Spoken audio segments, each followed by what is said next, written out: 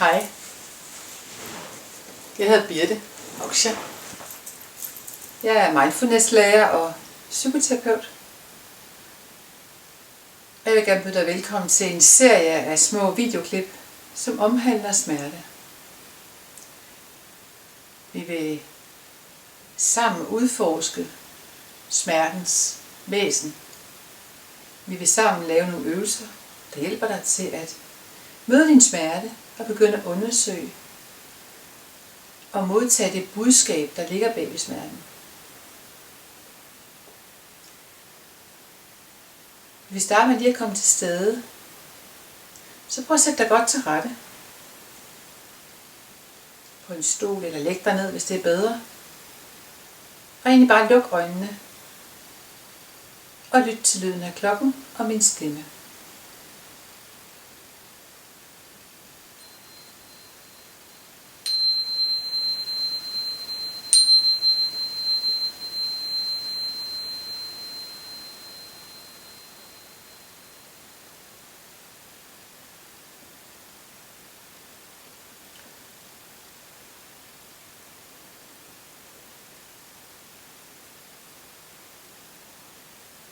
Når du lukker øjnene, kan du måske registrere, at der bliver stille.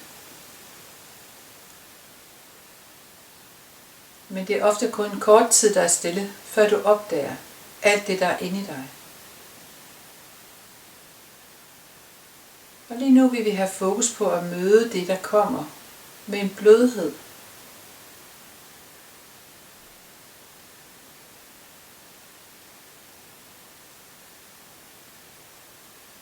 Det kan være de tanker, der rumsterer om det ene eller det andet, du skal have ordnet. Eller gjort anderledes. Det kan være kropslige fornemmelser, der pludselig det strammer her, eller det prikker der. Hvorfor er det sådan?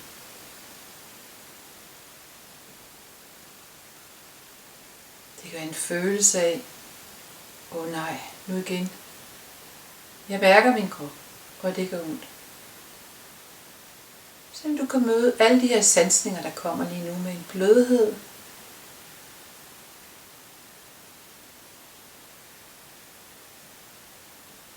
Uden at skal ud i sansningen og gøre den anderledes.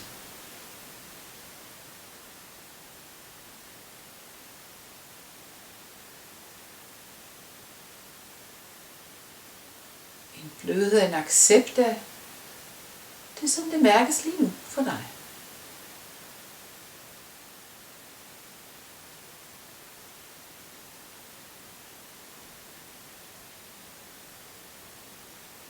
Den her blødhed vender vi tilbage til. Men prøv at smage på fornemmelsen af at have en blødhed, der modtager alt det, du sanser.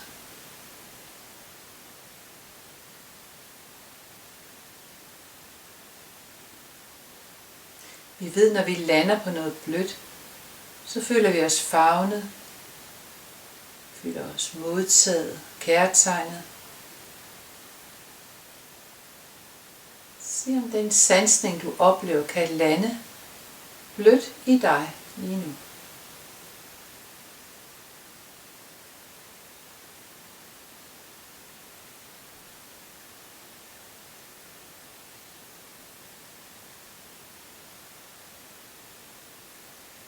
Og ret så opmærksomheden mod dit hjerte. Området for nænsomhed og medfølelse. Jeg bare lige have en fornemmelse af, at den her tilstand også kan rettes mod dig selv. Og det er det, de her videoklip vil gå ud på. Det er at begynde at møde de sansninger, der opstår, også i forbindelse med smerte. Møde det fra dit hjerte.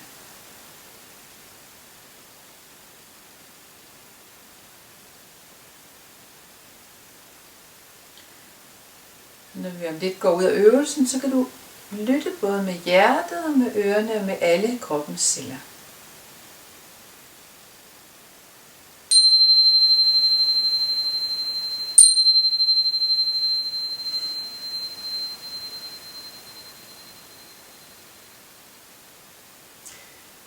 Jeg er spændt på at lave de her videoklip sammen med dig.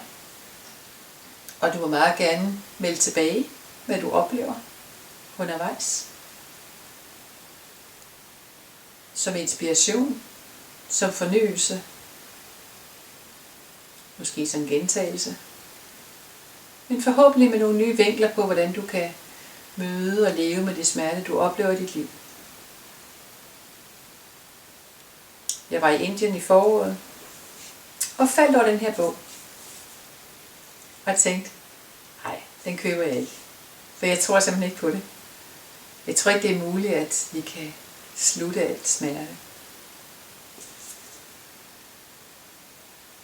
Jeg har ikke læst hele bogen. Men jeg er begyndt at dykke ned i baggrunden for bogen. For jeg købte den alligevel. Jeg købte den, fordi at min lærer også købte den. Min lærer, som er lærer i Insight Meditation, Christopher Titmus, som jeg nu prøver at følge, og som jeg er meget inspireret af. Den her bog er bygget på Theravada-buddhismen, som er noget af det ældste buddhistiske, vi kender. Så det, jeg vil præsentere dig for i dag, det er min udlægning og mine egne oplevelser og erfaringer med at bruge det her ind i at møde smerten. Og jeg er på vej, ligesom du er på vej. Jeg udvikler mig, ligesom du udvikler dig. Jeg er MBSR-lærer og har undervist rigtig mange hold i MBSR.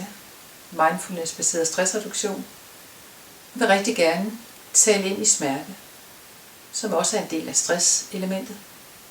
Men også smerte, som vi kan opleve på kroppen, på sjælen, på psyken.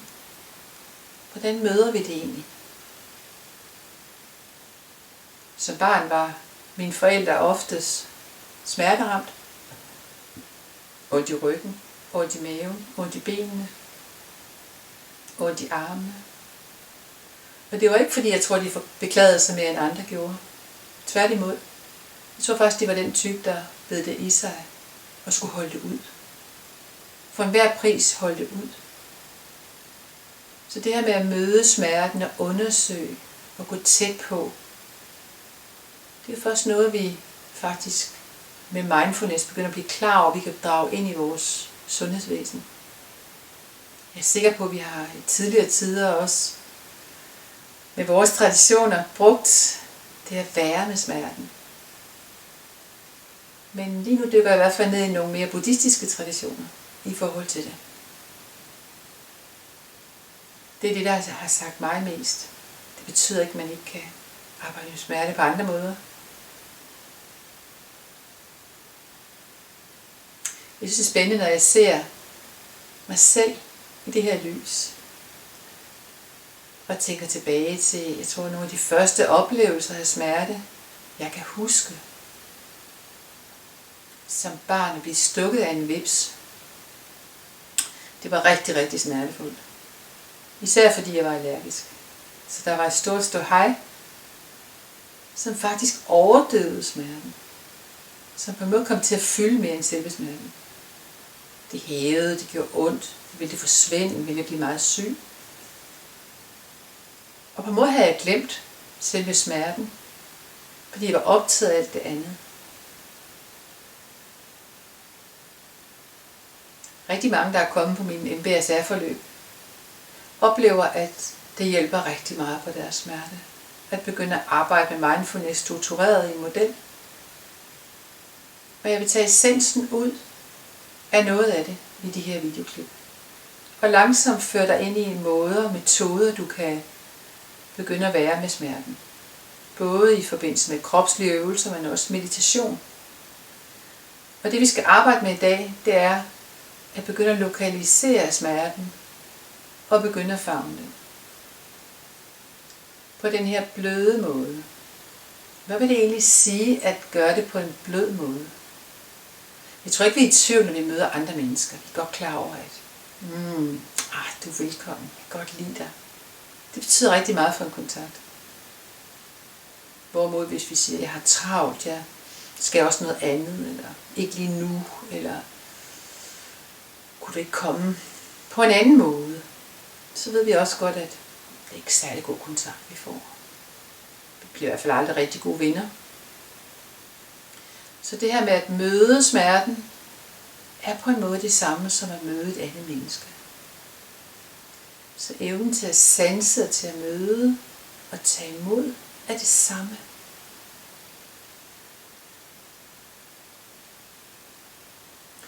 Og det forvirrer måske en lille smule, fordi vi tænker, når det er kroppen og det er fysiske smerter, jamen så er det på en anden måde. Men egentlig er det det samme. Så når vi om lidt går ind i en meditation, hvor jeg vil guide dig ind i at prøve at møde den her smerte, du eventuelt oplever lige nu i dit liv, manifesterer sig igennem sansningen af smerte i kroppen, så er det både det at lokalisere, hvor den er, men også at gå tæt på med den her blødhed. Hvad vil det egentlig sige? Hvad vil det egentlig sige at møde det med en lethed og med en blødhed? Det er måske bare tomme ord. Jeg vil egentlig godt prøve at folde det lidt mere ud. Og samtidig er der masser af forskning, der viser, at det er faktisk noget, vi kan træne, hvis vi oplever, at vi måske er sådan lidt hårde i kanten. Og vi er vant til at, vi skal bare klare det, vi skal bare tage os sammen, det skal nok gå over. Hvis vi oplever det sådan, vi plejer at klare det, men på et tidspunkt oplever det, kan vi bare ikke mere. Så det er muligt at skifte over på en ny måde at møde smerten på. Det er ikke det samme som at blive overvældet af smerten, og så bare sige, okay, men jeg forsvinder med smerten. Det er det, der ender i en depression. Som rigtig mange smertepatienter oplever, kommer i kølvandet af smerten, fordi man simpelthen er overvældet af smerten, man er forsvundet ind i smerten.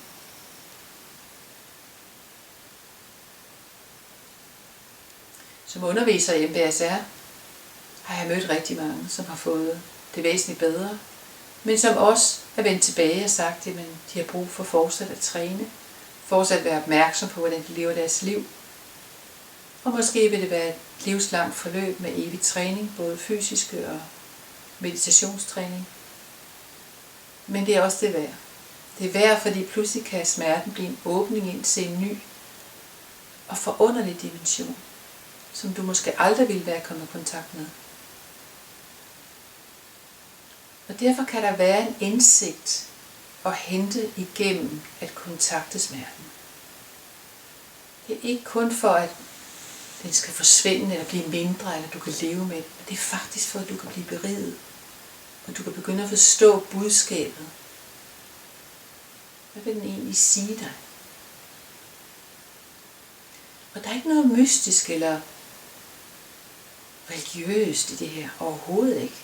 Der er en dyb forundring over, at vores krop og vores nervesystem er i stand til at lave de her smertesignaler, og vi faktisk er i stand til at møde dem og mærke dem.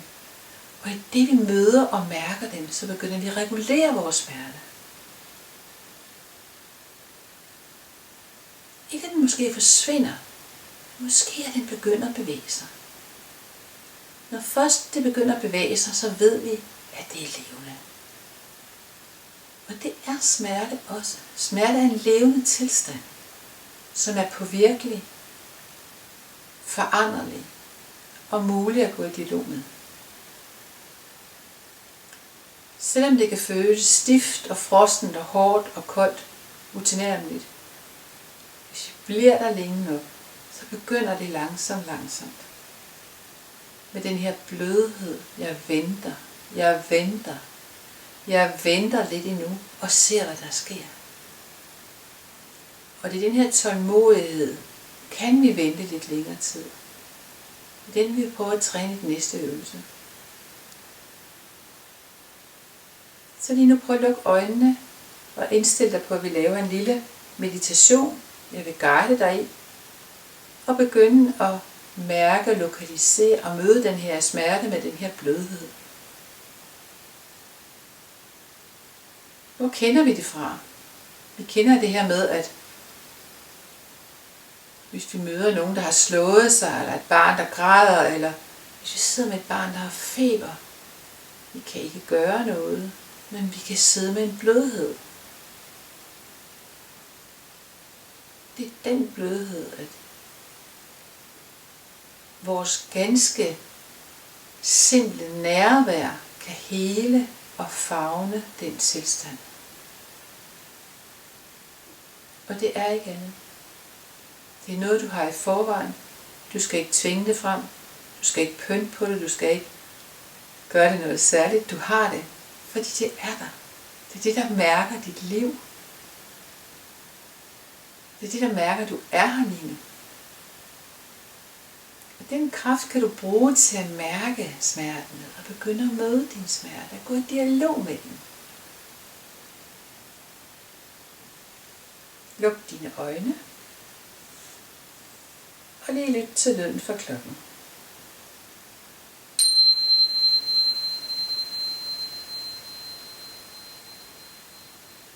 Du kan sidde, som det er bedst for dig lige nu, eller ligge, hvis det er bedre.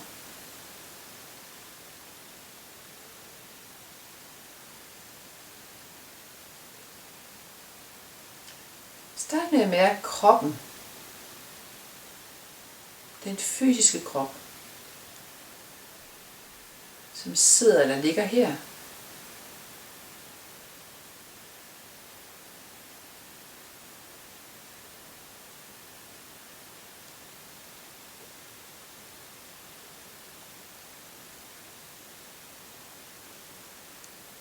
Her kan du allerede lægge mærke til, om du kan mærke den med den her blødhed.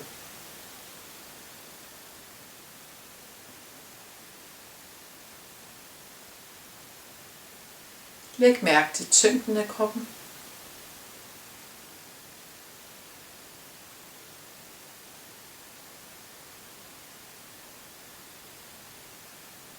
Læg mærke til puden eller stolen, der støtter dig. Der er noget, der bærer dig, som du på en måde kan hvile i lige nu og overgive dig lidt til.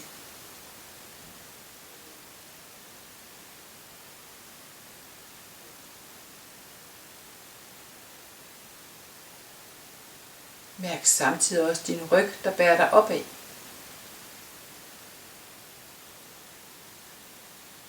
Helt op til toppen af hovedet.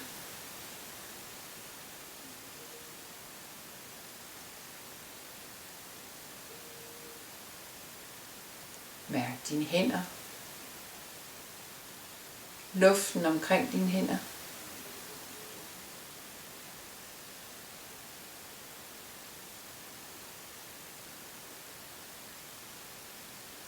Huden. Og hele vejen op til dine skuldre.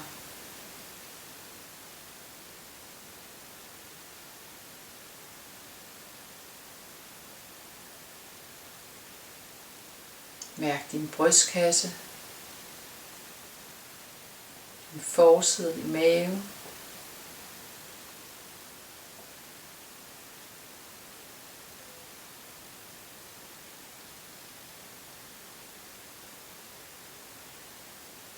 helt til læg mærke til, hvordan senser du egentlig din krop. Kan du sense den og møde den med mindfulness?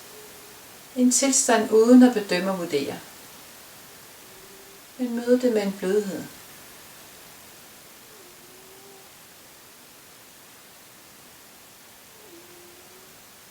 Bemærk dit ansigt og dit hoved.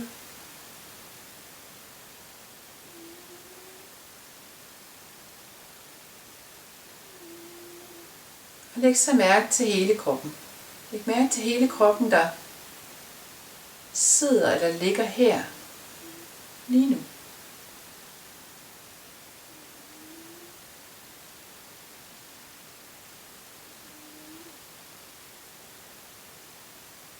Den her forunderlige krop, der sidder og trækker vejret. Læg mærke til åndedrættet. Læg mærke til, når der er en indånding, så er du klar over, at der er en indånding. Og når der er en udånding, så er du klar over, at der er en udånding.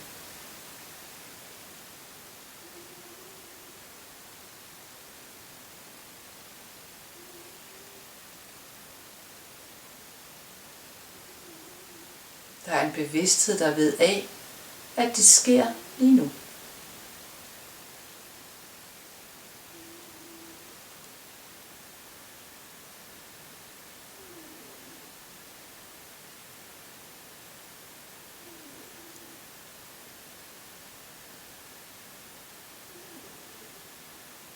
Og du lægger bare mærke til det helt naturlige åndedræt, uden at gøre det dybere, uden at gøre det finere. Men bare mærk det fuldstændig som det er. Men ved af, at du gør det, imens du gør det.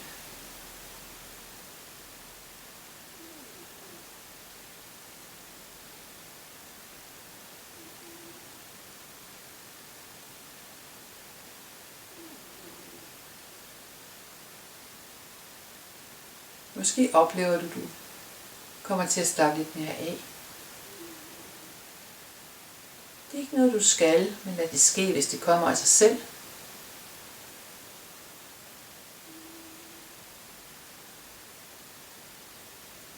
Før så din opmærksomhed til dit hjerte.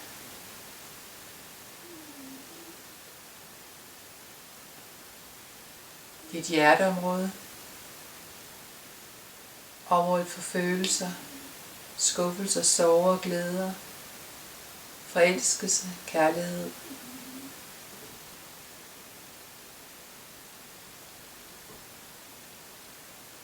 Se om du kan se verden ud igennem dit hjerte. Og lige nu prøv om du kan erindre et tidspunkt, hvor du følte dig helt tilpas. Tidspunkt måske sammen med et andet menneske, eller i naturen, eller med dig selv. Et tidspunkt, hvor du kunne mærke, at lige her, der var alt, som det skulle være. Der havde du egentlig ikke brug for at lyst til at skulle være et andet sted.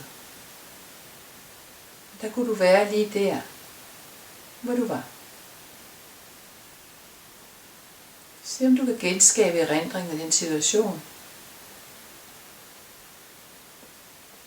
Det kan være længe siden. Det kan også være noget, du lige har oplevet.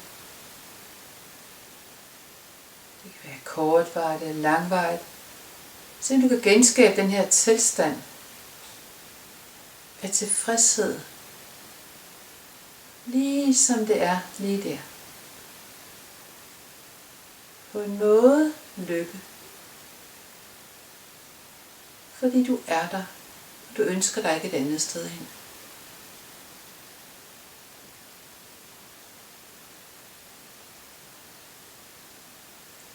Så lad den her oplevelse synke lidt ind i dit hjerte.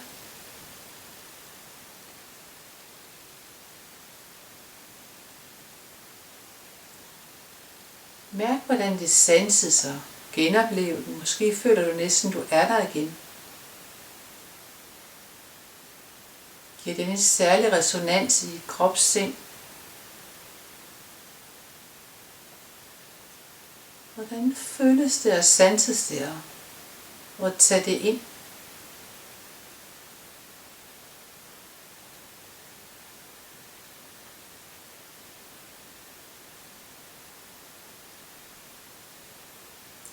Og tillad at smage lidt på det, ligesom det var, og som det er lige nu.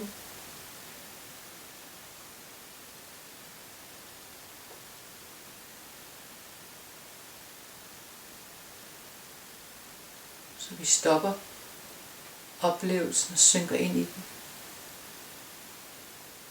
Måske kommer der nye facetter frem, du ikke lagde mærke til i situationen.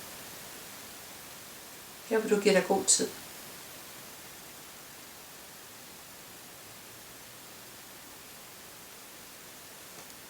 Læg mærke til, hvordan den her fornemmelse giver resonans ud i kroppen. Og ret så opmærksomheden mod din krop med den her fornemmelse. Med den her blødhed af, at du skal ikke et andet sted hen. Kan du møde det sted i kroppen, hvor du oplever din smerte? Kan du møde det med den blødhed?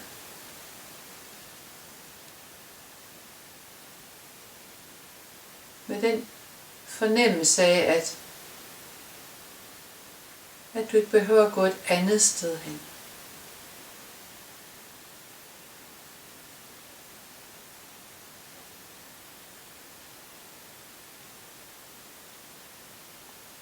Måske kan det nogle gange forstærke smerten lidt. Men du behøver ikke at blive bange. Du kan til enhver tid gå ud af øvelsen eller gå op på dit åndedræt. Du skal også lægge mærke til, hvad aktiverer det af tanker, som er forbundet med din smerte.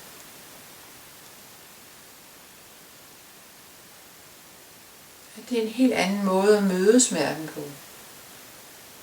Med den her frekvens.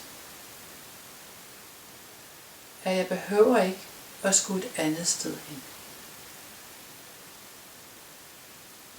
Så du har en ballast med dig, når du møder smerten. Og hvis du bevæger dig lidt frem og tilbage mellem kontakten af smerten og den her tilstand af, at alt var i orden.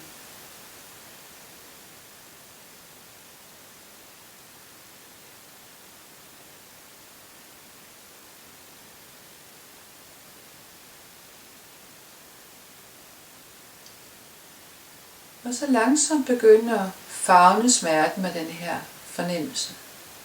Med den her blødhed.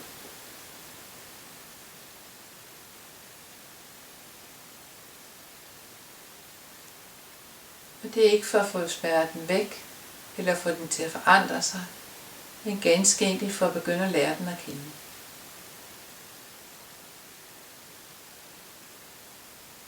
Begynde at kommunikere med det du sanser.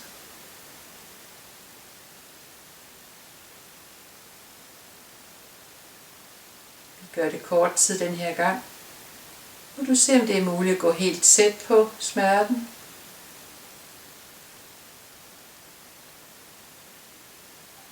Med blødhed, med intentionen om bare at mærke og sanse, uden at skulle et andet sted hen.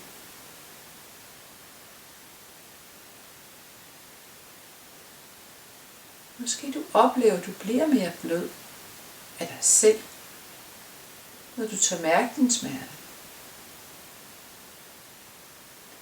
Og den blødhed i sig selv vil give signaler til smerten på en ny måde. Som i hvert fald ikke stresser smerten. Men måske i højere grad beroliger smerten. Fordi den nu bare kan være der.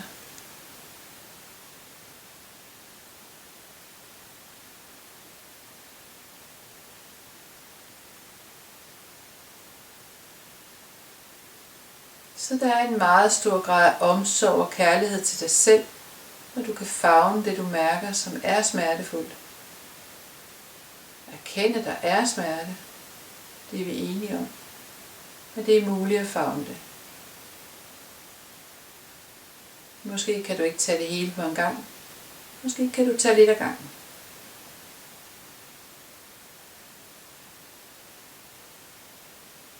Men selve den lille spinkle kontakt, du kan starte med, kan være en kæmpe hjælp. For at du sidenhen kan sætte dig igen og lave den her øvelse. Og næste gang vil du opleve, at det er anderledes.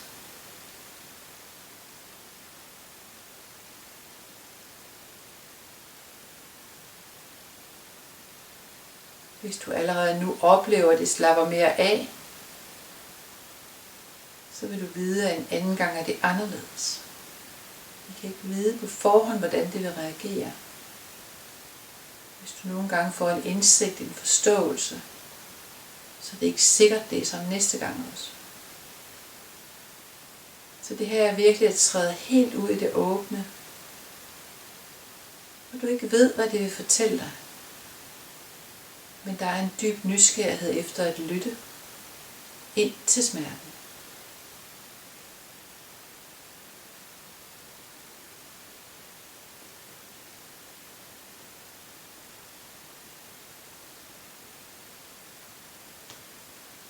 Om lidt vil du høre lyden fra klokken, men indtil da, Vend tilbage og mærk hele din krop. Mærk standsningen af hele din krop. Mærk, hvordan du kan trække vejret til hele kroppen. På en indånding ud til alle cellerne. Og en udånding fra alle cellerne og ud.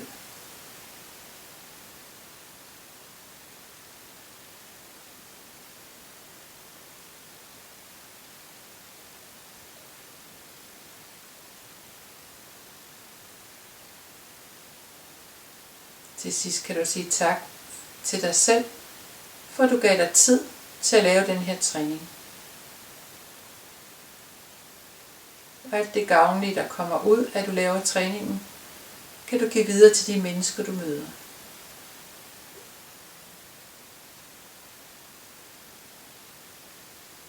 Tak for denne gang.